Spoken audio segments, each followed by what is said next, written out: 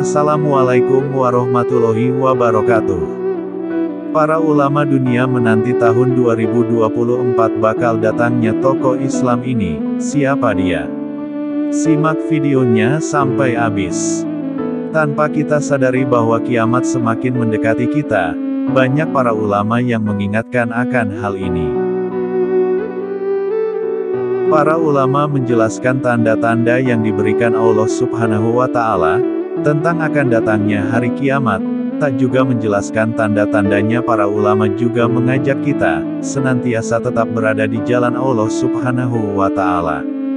Para ulama-ulama di Indonesia juga mengingatkan untuk memperkokoh keimanan kita kepada Allah Subhanahu wa Ta'ala, agar tidak mudah digoyahkan dengan godaan-godaan yang ada saat ini. Karena godaan pada zaman ini sangatlah berbeda tipis dengan yang bukan godaan.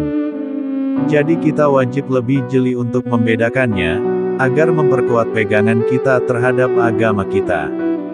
Allah Subhanahu wa Ta'ala memberikan tanbih kepada kita, hamba-hambanya yang amanu wa taqwa, sebagaimana firman Allah dalam surah As-Saff ayat 9. Allah berfirman, "Dialah Allah yang mengutus Rasul-Nya dengan membawa Al-Huda, yaitu Al-Quranul Karim wa dinil haq, dan agama Allah yang hak yaitu adinul Islam.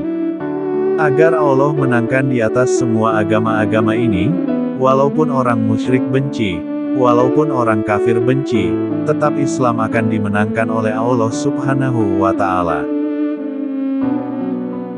Di negara Eropa jumlah muslim terbesar, seluruh daratan Eropa berada di Prancis. Hampir 7 juta lebih umat Islam ada di sana. Bahkan ketika Presiden Prancis Emmanuel Macron melakukan gerakan Islamofobia dengan menggunakan institusi negara, mereka melihat Islam dianggap akan melemah.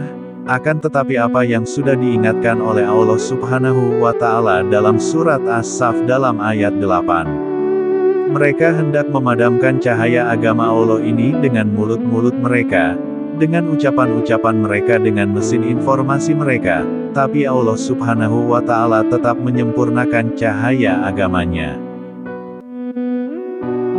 Meskipun orang-orang kafir itu benci, apa yang terjadi di balik gerakan Islamofobia? Kebencian terhadap Islam dan kaum muslimin yang digerakkan oleh Presiden Prancis, di mana Quran terjadi syahadat massal di Perancis 2 kali lipat, luar biasa. Di negara Inggris dan di Jerman itu jumlah muslimnya kurang lebih 3 juta umat Islam di Inggris dan kurang lebih 3 juta umat Islam di Jerman, sehingga hampir 20 gereja di Inggris dijual, dan salah satu diantaranya, ada satu gereja katedral di pusat kota London, dibeli oleh seorang tokoh muslim yang dulunya dia musisi pop dunia. Jadi perkembangan kaum muslimin benar-benar ada dan pesat. Dilakukan riset oleh The View Forum on Religion and Public Life, ini sebuah realita, sebuah fakta. Jadi dari tahun-tahun 2010 sampai tahun 2050 peningkatan jumlah kaum muslimin diprediksi 73%. Hingga lembaga riset dunia memprediksi tahun 2070 Islam akan menjadi agama terbesar di seluruh dunia. Lembaga riset ini milik orang kafir, milik golongan kafir, akan tetapi ia meyakini masa depan ada di tangan orang muslim yang beragama Islam. National Intelligence Council, Dewan Intelijen Nasional, yang menaungi 15 negara di bawah kepemimpinan Amerika, melakukan riset yang hasilnya dipublis di media internasional. Dimulai dari tahun 2020 akan terjadi kebangkitan Islam global, dan akan terus bergerak di seluruh dunia. Hingga Dinas Intelijen Rusia memprediksi akan terjadi kebangkitan Islam, yaitu diprediksi di tahun 2025. Rasulullah Shallallahu Alaihi Wasallam memberi kabar kepada umatnya, pada saat Rasulullah Shallallahu Alaihi Wasallam mengatakan, "Sesungguhnya Allah akan memunculkan dan juga akan membangkitkan di tengah-tengah umat ini dalam setiap penghujung 100 tahun, yaitu seorang al-mujahid di dalam agama Islam." Imam Ahmad rahimahullah Beliau mencoba untuk mencari hadis-hadis sahih dalam kitab Busitah. Masya Allah, dengan matan hadis yang sama beliau mencari dalam kutub indah. Alhamdulillah beliau menemukan hadis-hadis yang sahih.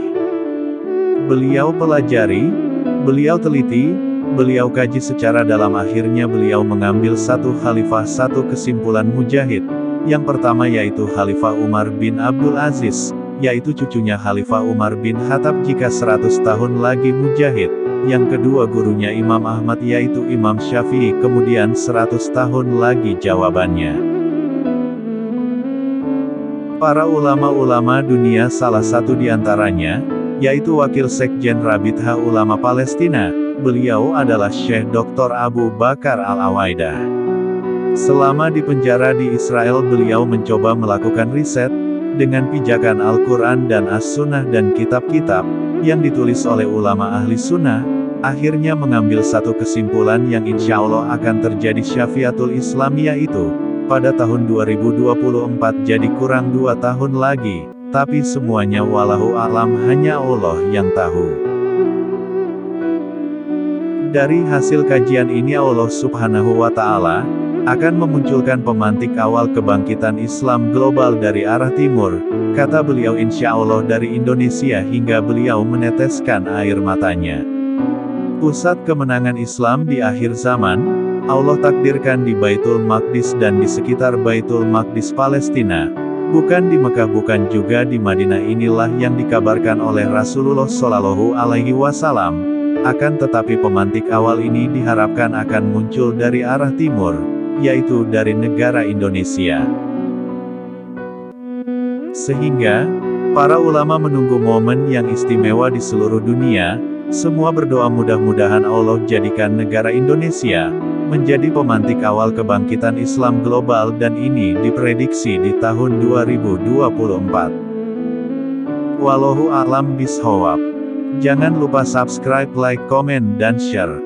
Wassalamualaikum warahmatullahi wabarakatuh.